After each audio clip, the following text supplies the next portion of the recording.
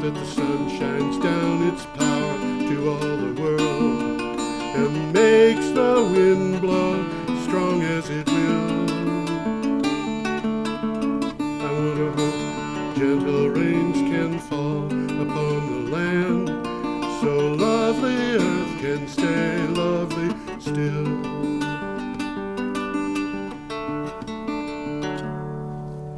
Today is March 26th, and we're reporting on the news that's coming from March 19th through March 25th. This is Energy Week with George Harvey and Tom Fennell. I am George Harvey, this time. and this is Tom Fennell. And I always say this, so I'm sorry I'm so dull. But for those of you who don't know, I get up early every morning I try to be up by 4 o'clock.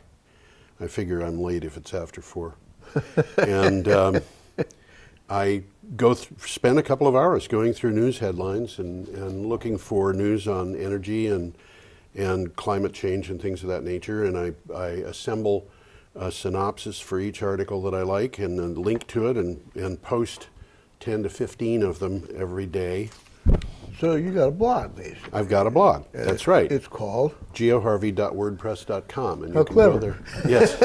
And you can go there and you can find the results of my research. But every week, Tom and I get together and we go through 20 or 22 articles that we think are important. So we'll kick off on Thursday. This is the best of the blog. This is the best of the best. The best of the best. That's right. Yeah. I go through about 20 or 30 articles, headlines, for every one I post. So I go through a couple hundred articles every day at least. And, I figure that in the last 3 years, I've probably gone through 300,000 headlines. I bet you It have. gets a little dull But, after a while. you're doing a service. I am. Yeah. I just wish I got Because paid most of the for it. stuff we look at is worth looking at. Yeah. Okay. Starting last Thursday, March 19th, researchers at the University of Texas at Austin were among the authors of a new study published this week in the journal Nature Geoscience about a huge, fast-melting Totten Glacier in Antarctica. They say it contains enough ice to raise global sea level by at least 11 feet.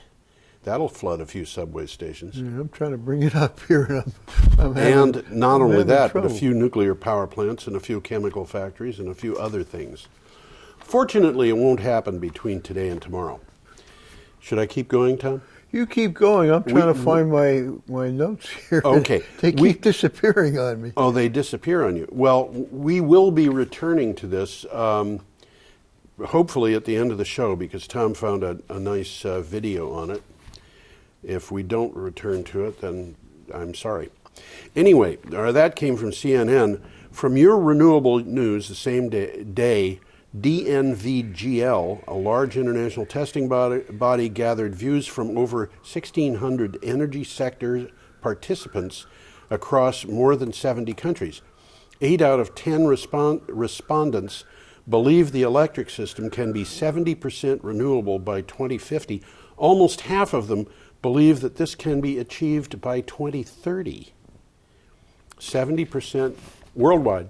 I'm 70% sorry, I renewable. wasn't listening. That's quite all right. Still trying to pull up what I was trying to pull up, which I but finally have. You're getting there. Okay. So let me see if I can't pull you up now. Pull me up. Pull up the We're one you're having a talking few about. technical glitches here. Yeah. That's okay. This is the article you're talking about, right? I think it may be. 82% of global industry respondents say electricity system can be 70% renewable by 2050. Right. Well, it can be sooner than that. Oh, of course. It probably will be. Yeah, I think it will be. I think I'm one of those people who believes that that'll be achieved by 2030. And I think, honestly, that we'll be, in effect, 100% renewable by 2040. I really believe that, because the price of fossil fuels will be so high. Yeah, we may have to. We may have There's to. some stuff I know, some of the later on ones we're going to visit talking about coal. I mean, hey, sell your coal stock. Sell your stock. We've been telling coal. people not to invest in fossil fuels for a while here. Okay. Should I keep going, Tom, to the next idea? Okay. Wind Power Monthly says a decision by the U.S. IRS to give wind developers an extra year to bring projects online and still collect The 2.3 cents per kilowatt hour production tax credit sets the stage for 2 years of robust growth. Prior to the decision, wind farms delayed by lack of congressional action had to be finished by the end of the year. Yeah, this is politics, boy. It's politics. It's screwing things up big No time. question, it's politics.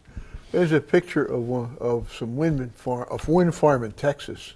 Yeah. It's one of the largest. Texas has, according to this, one of the largest project pipelines in the USA. Oh, it's huge. They're It's building a heck of a massive. lot of this stuff all over Utterly Texas. massive. And as a matter of fact, I saw a reference to that, I think it was today, a senator in Texas who was behind a bill that subsidized or incentivized the wind farms and wanted to have certain numbers by 2015 and by 2025, said the 2025 numbers that he had originally intended in 2005 have already been achieved. Okay. So he's saying pull the plug on them because we don't really need them. Which, you know, sooner or later you have to do We're going that. to need them. Well, we need the wind farms, but we don't need to incentivize them anymore. Oh, okay, yeah, I think we're beyond that now. Yeah, it's quite possible that we are. I think it would be nice to And incentivize. we don't need to incentivize the oil companies. We don't, and that might be a nice one to stop, yeah. Okay, the next item is from Think Progress, and it's February 20th of March. If you live on the east coast of the United States, the National Oceanic and Atmospheric Administration has just released some statistics that may surprise you. Globally, this has been the hottest winter on record. Yeah. By golly. There's a map up there. Oh, I yeah. didn't make it too big, but I think you can still see all the red parts on that map are places that were warmer than normal Yes, in 2014. right. Well, the early part of this year too, December to February. Yeah. Every place on that map that's red was warmer than normal, and every place that's blue was colder than normal.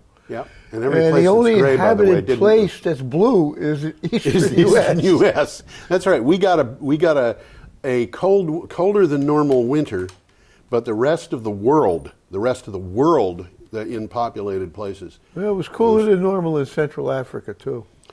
Actually, that Central Africa thing isn't blue; it's gray. I looked at that pretty closely.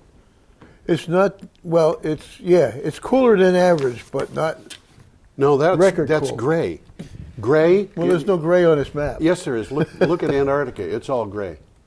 The reason they did that was because it's not reporting. Oh, it's not even on there. Yeah, in Central Africa, I looked at that. It's not part of the data. It's not part of the Okay, data. so They you didn't looked it up and it's I looked not it part up, of the data. and yeah, that Okay, central I'll part buy of that. Africa was not below normal. Yeah, I'll buy that. And there is one area that had record-breaking cold weather, and that was in the middle of the North Atlantic Ocean. I don't know how many.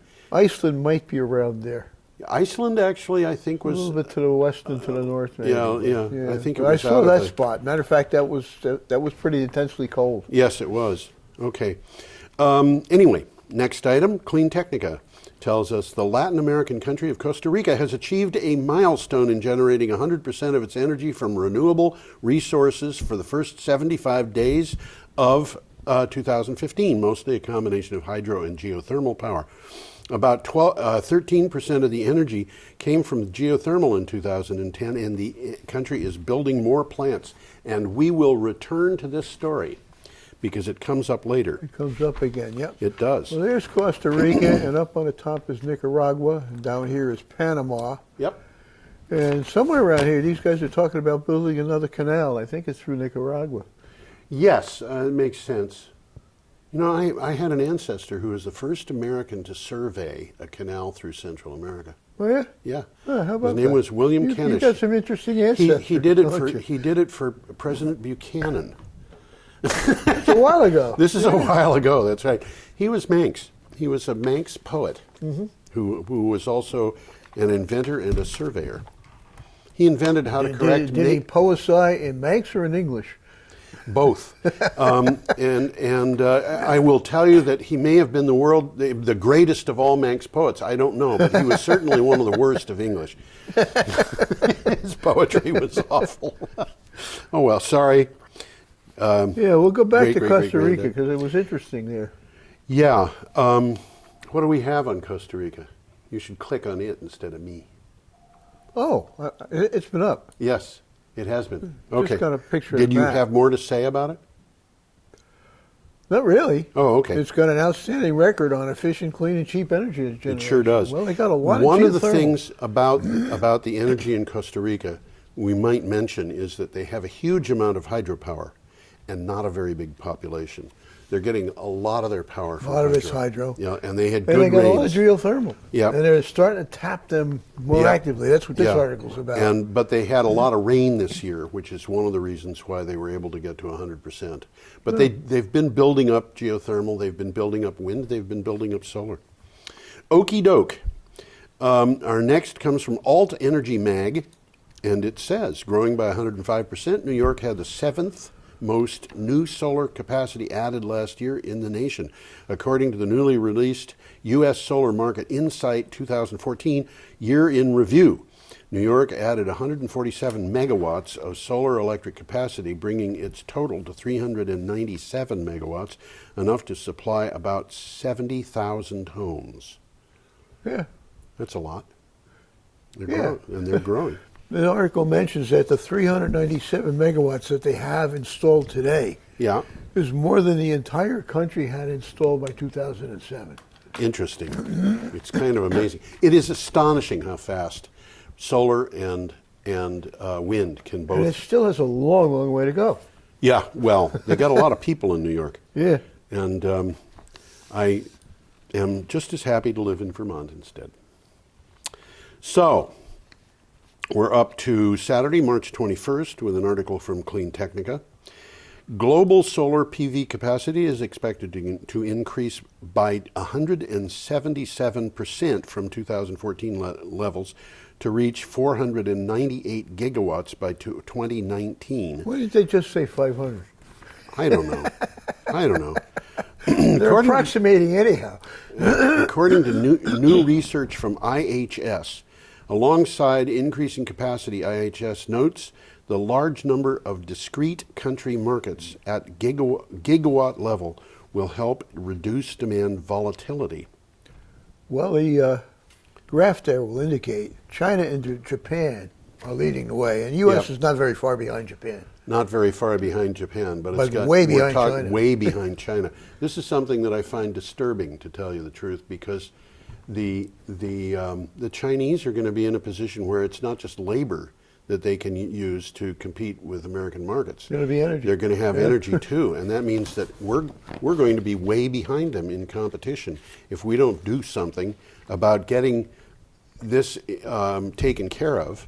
And unfortunately, there are people in politics in Washington, D.C. who say, let's not do this. Let's just keep spending money on fossil fuels. Well, they want to protect the vested interests because Yes. the vested interests are good to them. Yes, the vested interests give them lots of money, which is not called graft. It is called political donations. Right, right. But they're missing the boat here because these guys Well, they're fighting an uphill battle. The vested interests. The vested interests are losing an uphill battle. Losing an uphill battle. That's right. Okay, our next item comes from ArabianBusiness.com, and it says UAE-based Masdar and the Morocco office, I'm not even going to pronounce this because it's in French and I don't know any French, signed a partnership to provide 17,670 solar home systems across 940 villages in Morocco. This and other initiatives will result in 99% of rural Morocco having access to electric power by the end of 2017. And I think it was much, much less than 99% 10 years ago. Oh, yeah. These people are getting power for the first time. Yeah. Many of them. Many of them are. The solar energy stuff and the batteries, it's making a big difference to a lot of people in some very poor places. Well, and what it's they're costing giving very them, little to do it. this talks about what they're giving them. Maybe only one, 290 watt solar panels, which is one single panel. Yeah.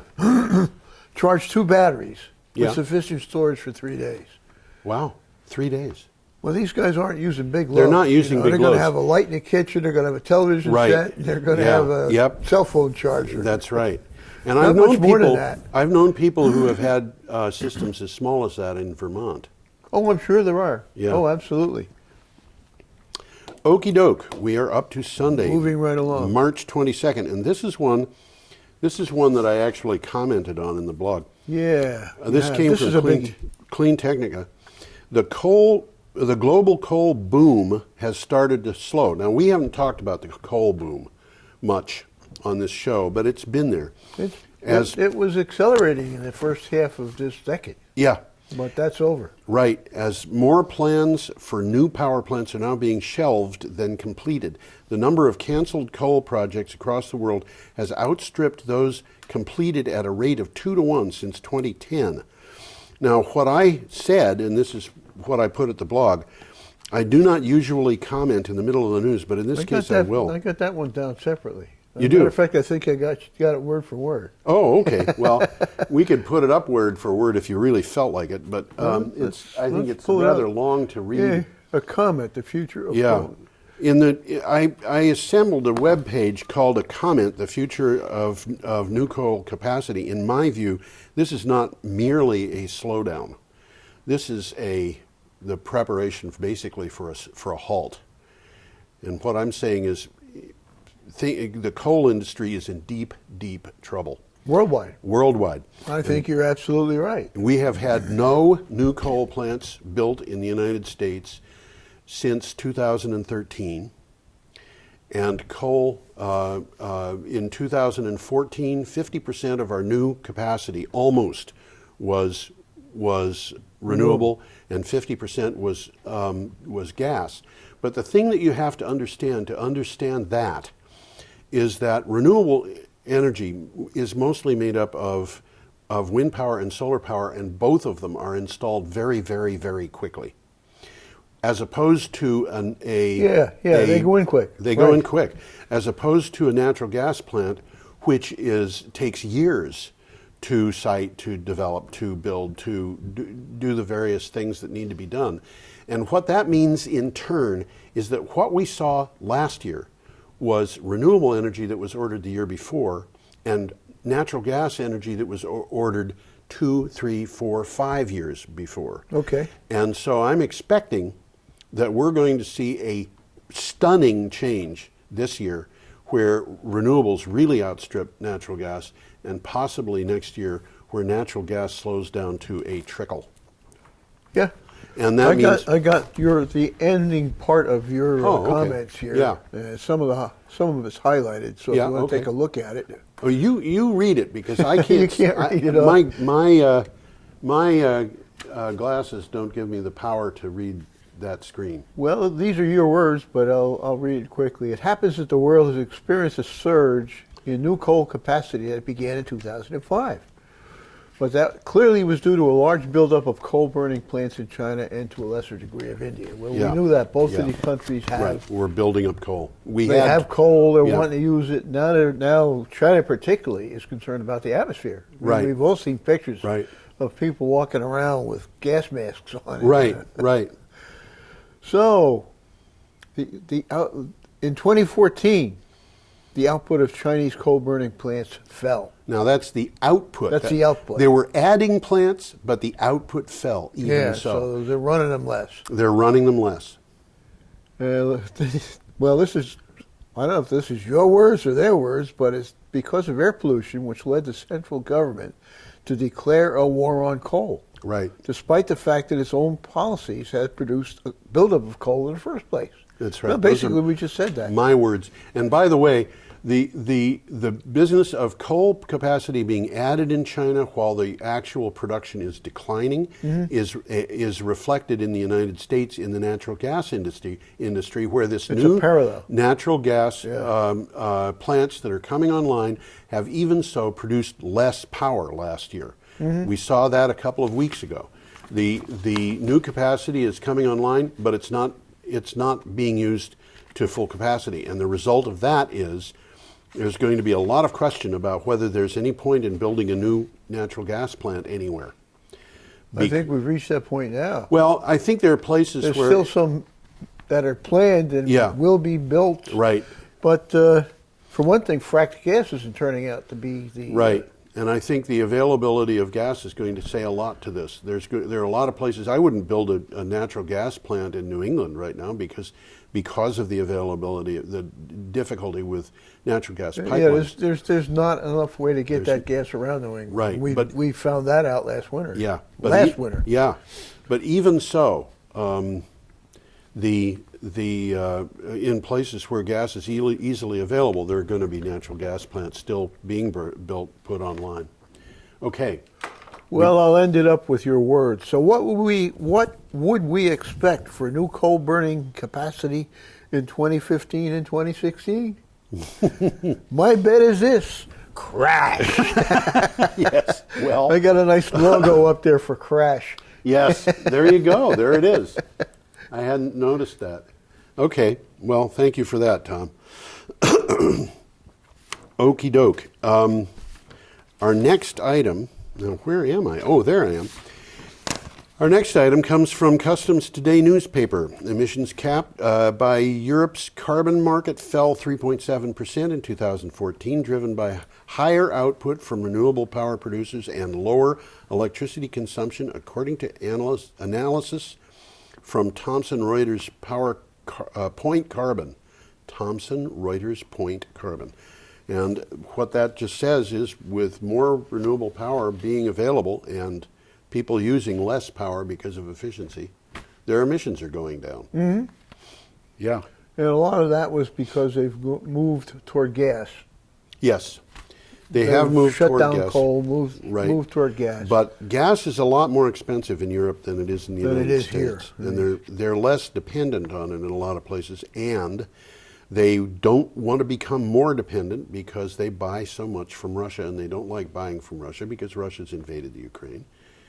And, there's a lot of politics going on here. I don't think Russia has even invaded Ukraine. They took over Crimea. They took over Crimea, but they were already there. Aha, okay. They have had a long-term lease on a naval facility there, just like we have Guantanamo Bay. Right. And something like 97% of the people from Crimea voted to join Russia. That's what they said. So it wasn't really a takeover. Okay. Okay. I guess they were protecting the ethnic Russians in Crimea. Well, that's what they were doing. Yeah. There's no question about that. That is what they were doing. And there are other parts of Europe where there are ethnic Russian populations that the Russians are protecting. Yeah. So I think Moldova is another place. Moldova is another. And of course, you've got a piece of what used to be East Prussia, which the German population and the Polish population was moved out, and the Russian population was moved in. Russians moved in. So you've got a little teeny detached piece of Russia that's. So where is that now? Within Germany? No. It's between Poland and what is the next country northeast of Poland? I forget. It's Estonia, Latvia, and Lithuania. I forget which is which. Oh, I don't remember which one. Yeah, I think it's Lithuania. I think it is, but I wouldn't put this money little on it. piece of Russia is wedged between Poland and Lithuania. Yeah, it's like just only one town. Well, it's bigger than a town, but it's a city. It's sort of. Yeah. And it used to be part of Germany. Yeah. But it's part of Russia now. It's part of Russia. Okay, I'm aware of that one. Yep. Yeah, I forget the name of it, but yes. I forget. Prior to the First World War. I didn't know the history, but that was a part Russian of town. Yeah. It was part of Germany up until the end of the Second World War.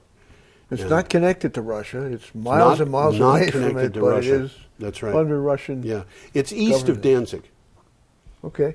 So anyway, I suppose we should go on. Very interesting, but strange. Yes. Solar Love tells us that Google and SolarCity teamed up to create a $750 million fund to promote affordable residential solar installations. The new fund will cover the upfront cost of solar panel installations in specified states to bring the cost of solar power below that of fossil fuels. And I think this is Solar City. This is that Musk complex. That's right. That is what it is. There's no question. And they're doing a lot of the right things. I mean, Solar City is right now the biggest solar provider, installer, manufacturer. They're in everything. Yep. And Musk is making the batteries. Yes. My God, how the money rolls in. Yes. Isn't that fun? But you the, wish the you had interesting invested thing in about this this one, 10 years this ago? particular fund, which Google's got on board on, which Yep. you just mentioned, is designed for homeowners who need help with the down payment they need to obtain a solar system. Right. So it's going after the low end of the market. It's going after the low end of the market. And prior by the to way, this, solarizing has been led by the wealthy. well, Lead. you know, lead in some Yeah. places in Vermont, and people should Well, there's no understand wealthy this. people. There are, yeah, well, there are, but in Vermont, people who don't have a place to put in solar on their property, or if they don't have property, they can still get into a solar system by going to Yeah, solar this projects is a of good various thing. You kinds. can buy a piece of it. And you can finance that. Yes. From Neighbor Works of Western Vermont, Okay. or from VSECU. And this is something people should Yeah, know. that's the credit union. That's the credit Yeah, union. they're And right here in Brattleboro. Yeah, there is an office in Brattleboro. And Neighbor Works of Western Vermont will do this through the state. And what they do is they will put up a solar, they will finance your solar power, and then they put the charges for that on your electric bill. Yeah, And they yeah. have this all planned out so that what you're buying will offset your electric bill. Okay. And your electric bill will go down. Okay. So it doesn't It cost almost you. sounds counterproductive to those guys. It almost does, but the thing is that I bet it and, isn't. And Green Mountain Power is involved in this Yeah, too. I know that. Green Mountain Power is saying, we don't care about buying electricity and selling electricity. We'd be just as happy to process people's bills. They get paid That's for it. interesting. That's interesting. So, we've got to, I don't think that Vermont is one of those Google Solar City fund sites, Probably not. but probably not. because we don't need it. We don't need it. Okay. Here's a quick takeaway. It's all about democratizing solar Yeah. and making it more accessible to middle-income families. Yeah, and Yeah, there are that's- very few things in this world, I think, that are more democratic than solar power. Yeah, I hear you. Although I do have a friend who has assured me that climate change is a fake that was invented by socialists who want to take over the world, and they're using it for that purpose. Okay. They're just it's not real. They're just telling everybody it's real so they can take over So the they can world. take over the world. And the whole business of renewable power is something that's part of that plan. Part of the plot. That's right. And when I point out that close to 100% of scientists who publish on climate change say that it's real and so forth, he says that's because the ones who disagree are suppressed. Okay. Okay. That makes sense. Well, you get to a point where you're sitting there saying, is this guy serious? Well, he is, unfortunately. Well, as I've said before, if you want to talk about the possibility or global warming being a hoax, talk to someone in the energy business. But if Yeah. you want to talk about it being real, talk to someone in the insurance business. Yes, well, that's a good point. But, the fact is, many of the people in the energy business will say that it's real. Oh, they're coming around. They're realizing they really which are. side of the bread Yeah. is buttered. Yeah, they're coming around. Okay. Reality's reality. You It can't is. fight it for too long. And one of the things that I find really kind of amazing is that the Republican Party leadership, it's not true of all the people in the Republican Party, but the leadership in Washington and in some states, you find people like Ted Cruz who's insisting that this is not real. Yeah. Yeah. But what's going to happen is that at some point it's going to be found that the overwhelming majority of people in this country understand that in fact it is real. And then what happens to the Republican Party and the conservatives and the Tea Party people who have backed this idea is that It's a religion. well, they've got a religion, but what it means is that they're gonna have to revert to whatever religions they were before they took on the free market as their religion, I hear you. And the destruction that is going to do to the Republican Party and the conservative groups within it is, I think. Well, we'll find out in about a year. No, it may take longer, but I think it may take less too. Well, you know. some interesting's going to happen. Something in interesting 2016. is bound to happen. Yeah. By the way, Okay. they just found out that Jeb Bush has a secret internet account too, Oh, a secret email account. really? You know they've been attacking Hillary for her secret Yes. email account. Yes. Well, he's got one too. Okay. So that's going to go away, I think. Well, Oh boy. Okay. I never turned this damn thing on. That's okay. I've got I it know down we got here. it going multiple places. We have it going in multiple places, and I don't see what the number is down there right now. Oh, yes, I do. We're halfway through the show, so we're Bingo. okay. There you go. Well, let's take a good look at California in the drought here. California risks a huge decrease in hydropower in the dry spell, the dry spell is not going away anytime soon. The state starts the fourth successive year of dry season that most specialists say is a consequence of environmental change. And here you go. This is a picture of A reservoir. a reservoir, and California. You know, the people in California are feeling the effects of what is probably climate change that Ted Cruz says isn't happening. Well, And right. I'm sure that he understands that reservoir is empty, but you know, it's Right now, hard to know. the governor is jumping all over the place, trying to move water from here to there, Yeah. and he's Yeah. proposing pipelines and building pipelines. But he's got to get the water from somewhere. But he's got it, yeah. And the snow isn't happening. The snow isn't happening. I don't know if we talked about it. We're going to talk about it here or not. No, I don't think so. I think I just saw it somewhere. One of the resorts in Tahoe Yeah, is closing because they don't have enough snow. I'm not surprised. You know, Nancy Ray Mallory, who's the editor of Green Energy Times, for which I write, as you know.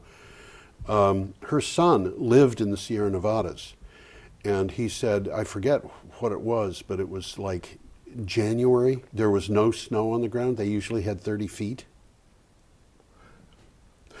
Wow. Well, that's why this outfit's closing. They're Yeah. not closing forever. They're just Yeah. closing the season early. Right. Because there's no snow. There's no snow. The region has gotten some 12% of the normal snowpack. Yeah, this is an 12%. absolute disaster, and this is the most productive agricultural area in the United States for growing ordinary vegetables, as opposed to the Midwest where they grow corn and wheat and things like that. California is where they grow lettuce and they grow Yeah, quite a bit of lettuce. a lot of And lettuce. a lot of it comes here. That's right, and a lot of it comes. Say, here. stockpile lettuce. Yeah, right. There you go. Okay. That came from States Chronicle. Now from Bloomberg, we have this on Monday, March 23rd. China, the biggest renewable energy investor, sorry gang, it's not the United States, it is China, asked local authorities to ensure the purchase of all clean power generated in the country. The nation has also asked renewable power plants to run at full capacity, taking into account grid safety and stability, according to the National Development and Reform Commission. They're basically saying to everybody, we don't want those coal plants to run if they don't have to. Yeah. And so that's They want the renewables running as fast as they can. right. They want to get as much as they want to increase the amount of power they get from those renewable plants. One of the things they are going to have to do, and they are doing it, is increasing the infrastructure, because they've had solar plants that they couldn't Connect. They couldn't connect. Yeah. Yeah. Although They're on top of that now. I mean, some of the things that are happening point to an age in the future, possibly, where the infrastructure will be less important because the energy sources will be distributed. And yeah, and we're going to see a grid of microgrids. right, I told you, and we will have this on next week. It just appeared today. Imergy, the company that makes vanadium-based flow batteries using vanadium recovered from fly ash, Yeah. sold 1,000 of those batteries to SunEdison for use in mini grids in India. And those batteries are averaging 100 kilowatt hours each. So they're appreciably sized batteries when you consider that I they're was going going to to be. ask you how big these things are. Yeah, it's a total Well, of 100. how big is what did you say, 100 kilowatts? 100 kilowatt hours. 100 kilowatt hour. How big is that battery? I don't know physically how big it is. I mean, bigger than a bread box? It's bigger than a bread box. Bigger yes. than a refrigerator? Bigger than a refrigerator. Bigger than a trailer truck? I don't think it's bigger than a trailer truck. No. These things are not that big. But they are the kind of thing that, a few of them would keep Brattleboro going for an hour or two. And, more than that, I think. Yeah, and what would happen is that when you're putting these things into the mini grids they're developing, what you really need is to have a battery that will keep the mini grid going for 15 minutes so that you can start up the secondary generation that you need to keep That's been sitting there idle. That's been sitting there not doing anything. That's an interesting way of looking at it. So these things aren't designed to run forever. They're designed as a transition. They're designed for a transition. Yeah. But one thing to remember also is that they are in areas where traditionally there hasn't been a lot of power used. Okay. So it could be that one of these batteries would keep an entire village or even a town going if the power went down in the evening or for backup for solar. Well, like what we were just talking about with Morocco. Yes, that's right. They're not giving them a whole heck of a lot of power. They're not giving them a lot of power. For people who've never had power. It's a huge difference. It means that the kids can do their homework under electric lights. Yeah, it means that if it's hot, you can have a fan going. Yeah. And it means that you can power your cell phone, watch TV, flat screen TV now. Not one of those old ones. Okay. They've pretty much disappeared. The old TVs? Yeah, you can't give them away. No. You cannot give those things away. You have to, if you take them down to hospice, they'll say, I don't want one of those things. We don't want them. Okay. So you're going to talk about E.ON now. E.ON. Yes, City AM, German energy provider E.ON has become the latest major company to move away from the North Sea. To move away from the North Sea. I'm sorry, this is wrong. E.ON is moving away from its assets around the North Sea. Yes, okay, I have to explain this. E.ON is moving away from its North Sea fossil fuel assets. Okay, and we've got oil. Which is oil, and we had a picture there of an oil rig on the North Sea. Yeah, it's just Let's put that back. That's what they're moving away from, and the thing that's confusing is it said in the thing, and this is my fault. They're moving away from the North Sea, and the first thing to pop into my mind was North Sea wind. Yeah. No, they're keeping the wind. They're moving away from oil. From the oil rigs. And these oil rigs in the North Sea are the ones that provided that huge retirement fund to Norway. Yes. They've got almost $1 trillion in Norway. Norway's done very well with it. They have. And the Norwegians decided that this was a state thing, and instead of having the money from it go into the pockets of multi-billionaires, they had the money go into a retirement fund that really covers everybody in Norway, as I understand it. I've been hearing good things about it. They have, I think it's $885 billion in that fund. And that fund, by the way, is divesting from fossil fuels, which is interesting because it was provided by fossil fuels. But, there you go. Can't have everything. It's a little ironic, isn't it? It is. Yeah. Okay. Are we done with City AM and the North Sea? Have I apologized sufficiently? I guess you have. There's something there that I digest about a Russian billionaire involved here. But, well, Russian billionaires get involved wherever there's money. The next one's a little bit more interesting. All right. From CapitalGazette.com, a New Hampshire-based company, Ag Energy USA, teamed up with poultry giant Purdue. You remember Purdue? With a little chicken music, please. A little chicken music. With the beautiful chickens that had that nice tan color that came from having the chickens fed turmeric. Is that what happened? That's how they got that beautiful color. They make every other chicken in the store look blue by comparison. Yeah. Anyway, I didn't realize why they were so colorful. There's nothing wrong with providing turmeric to your chickens, I suppose. At least it's not a chemical poison. Yeah, well, Purdue and Energy Ag USA have teamed up to propose a $200 million plant in Maryland's Eastern Shore to extract energy from chicken manure, offering its plan as a viable remedy for farm pollution fouling Chesapeake Bay. Ag Energy USA also partners with EDF. Well, this is something that's much bigger than it appears to be It sure when you is. look at it quickly. It sure is. Because they've been polluting Chesapeake Bay for a long A time. long time. And the article goes into it and says, well, the farmers don't want to stop using chicken manure as a fertilizer. Right. It's going to broke. They're going to go broke. That's right. And I don't know how they've settled that problem, but apparently the farmers are on board for this. Well, what's going to happen here? It's about time they've Yeah. done it. They got a heck Right. of a... The farmers had been using their manure Yeah. as fertilizer. What they can do instead is give the manure to the power company, which extracts power from it, and the fertilizer they get, they buy from the power company after the power has been extracted So they're from still it. getting the goodies from the fertilizer, Right. but the energy's been removed. That's correct. Basically. The methane has been run Yeah, out, yeah. but everything else that's in there is still there. And I don't know what the finances are of their going to the power company to sell their manure and then going to the power company to buy the compost. But they seem to be on board They with got to this. be working out one way or another. The farmers Absolutely. would have never gone along with it. That's right.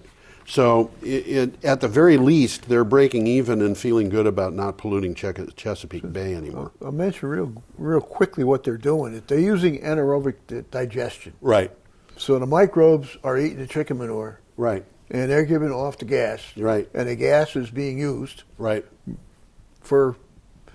to generate power, to generate plastics, whatever. They haven't even gone into what they're going to be using it for. And what is the biggest state for anaerobic digesters? I don't know. Vermont. Vermont is, yeah, Vermont. we get cow power, right, sure. That's right. Well, not in overall quantity, but in percentage. I think actually overall quantity, it might not be We got more anymore. than California. California got its first one at a point where Vermont already had 16. Mm-hmm. And the total number for the United States is still less than 300. 16 isn't very many. 16 isn't very many. We could have more. The USDA says we should have 11,000 in the country, and we've got fewer than 400. The bay-fouling nutrients in the chicken waste would be separated and used in a more environmentally friendly manner. Right. Nitrogen could be sold back to farmers as liquid fertilizer, which crops need every year, Right. while the problematic phosphorus that built up in the shore soils could be shipped elsewhere and sold as peat moss.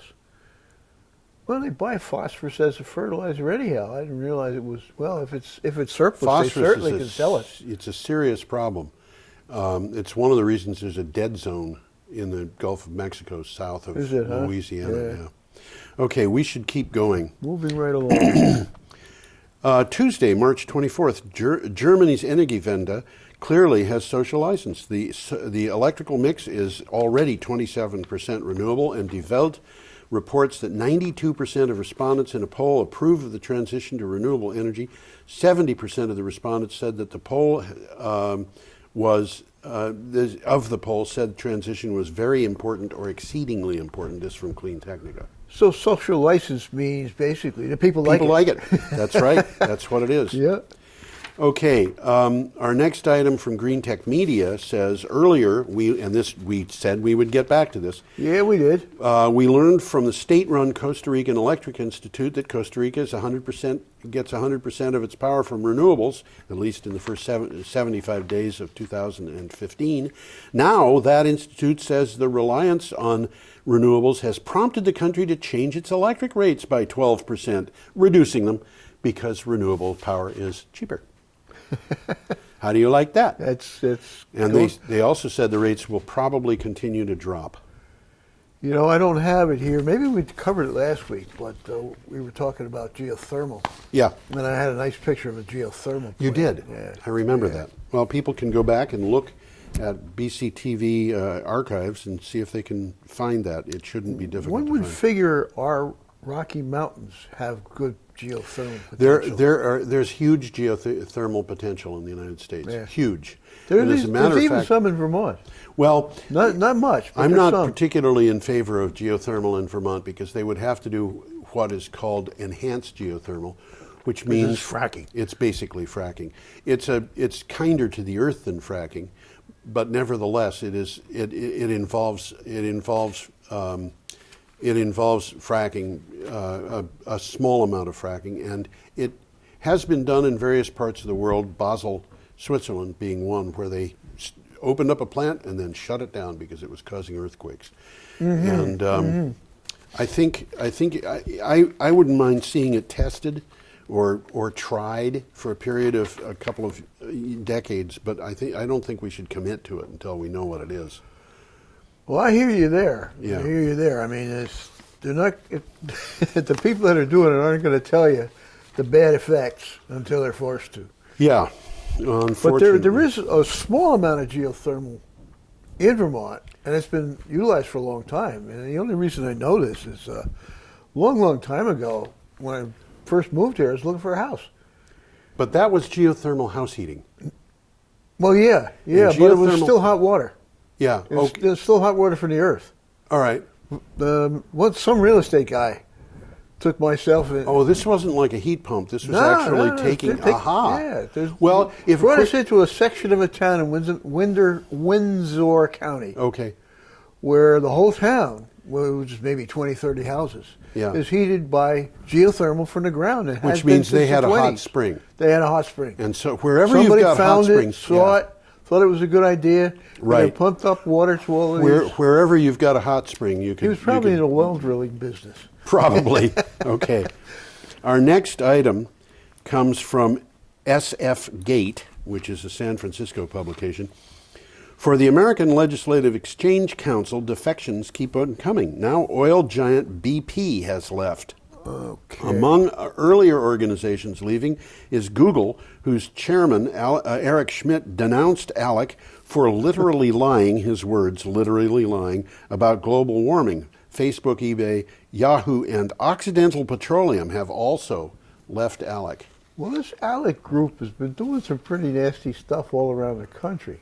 Yeah, they get involved in changing laws, Local, state laws, yeah, rather in than order federal laws. and their purpose in terms of energy is to maintain fossil fuels and not permit renewables to grow. And this is really easy to understand when you go to Wikipedia, you look at the list of the largest companies on Earth by revenue, and 64 of them are listed that have incomes of upwards of $100 billion.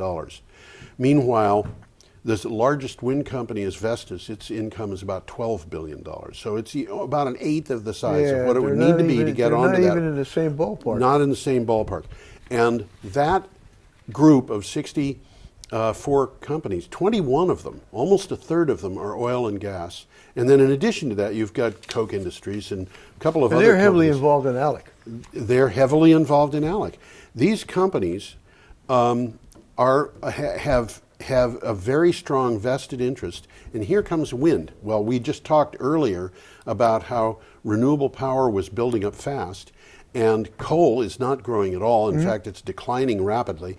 And natural gas, I think, natural gas is being passed. And so they're afraid. They're afraid that they're going to lose their market.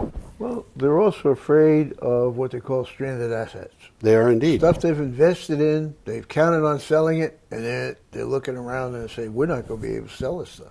That's right. What do we do? What do we do? How can we figure out how can we make the public pay for it? We don't want Right? to. Okay. I'm being cynical. Got to move on. Wednesday, March 25th, a Colorado company, Red Rock Biofuels, is planning a $200 million biofuels refinery in Lakeview, Oregon, where it will refine jet fuel to be used by Southwest Airlines. The refinery will also produce diesel and naphtha fuel from its wood pulp stock through wood gasification and Fischer-Tropsch catalysis. This is from Clean Technica. We have talked about these processes over and over again.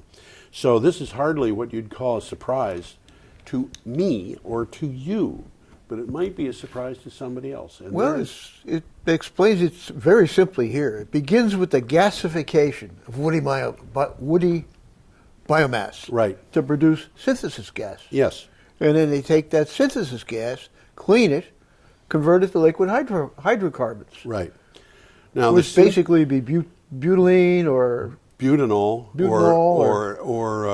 it really doesn't matter because these things, the technology to change these things into almost anything plastic has been known for 100 years. Exactly.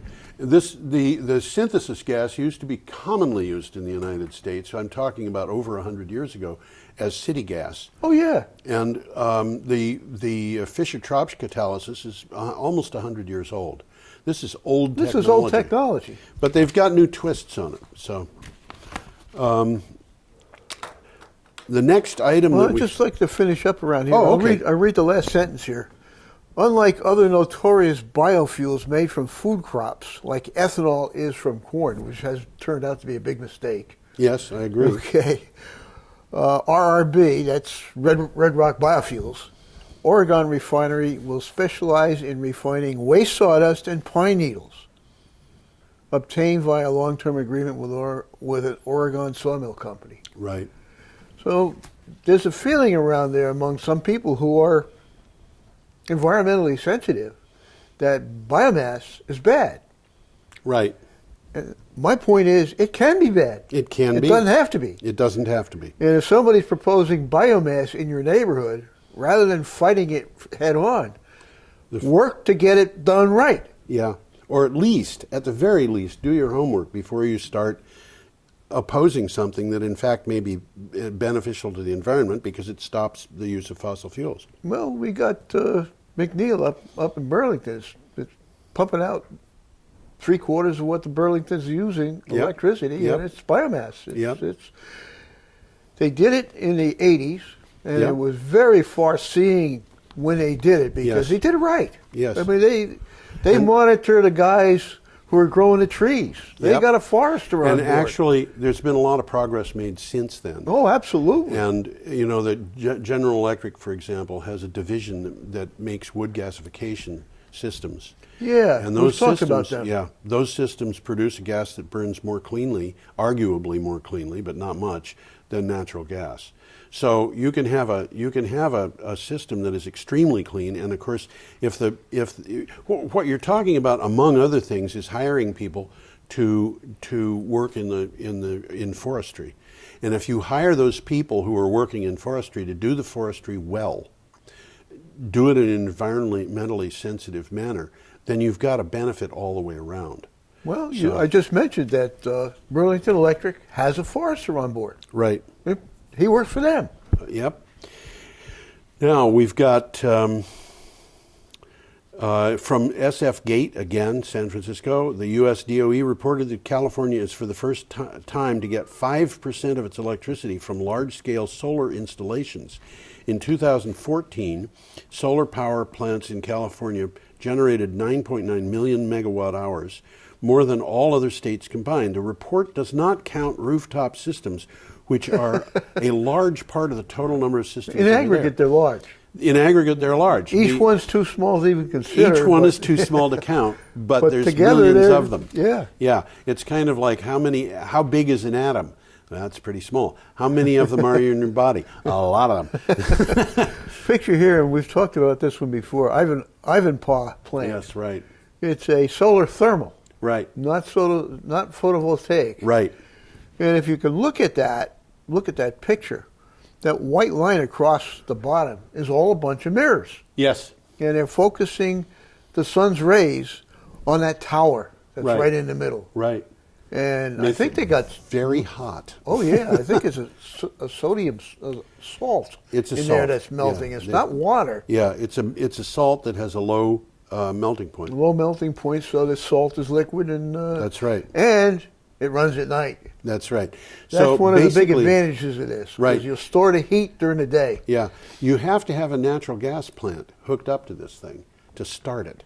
Because you've got to get the salt. You've got to get the salt molten through the pipe system. Well, that makes sense. Yeah. But once you've got that, that hot salt goes down and it goes into storage tanks, and it remains there, where it can be drawn off and used to power generators. And those generators, it'll keep going until fairly late at night. Yeah.